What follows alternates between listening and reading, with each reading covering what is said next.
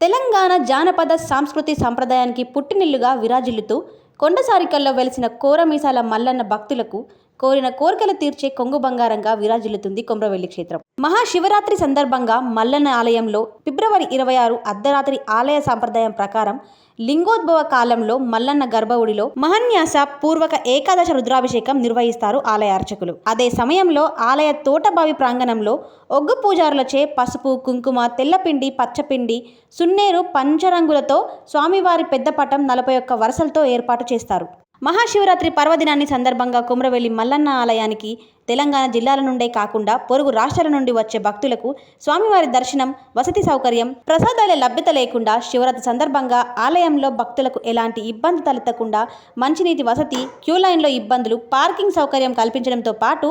భక్తులు పెద్ద పటాన్ని చూడడానికి వీలుగా ఏర్పాట్లు పూర్తి చేయమని, అలాగే మంగళవారం అర్ధరాత్రి నిర్వహించే పెద్ద పటానికి కావాల్సిన అన్ని ఏర్పాట్లు ఒగ్గు పూజారుల సహాయంతో చేయమని ప్రభుత్వ శాఖల అధికారులు, పోలీస్ శాఖల సహాయంతో మహాఘటమైన పెద్దపటం ఎలాంటి అసౌకర్య, అవాంఛనీయ సంఘటనలు జరగకుండా పోలీసులు ఆలయ సిబ్బందిని అప్రమత్తం చేస్తూ భక్తులకు ఎలాంటి ఇబ్బందులు లేకుండా చూస్తామని వారు ఆలయ అధికారులు తెలిపారు.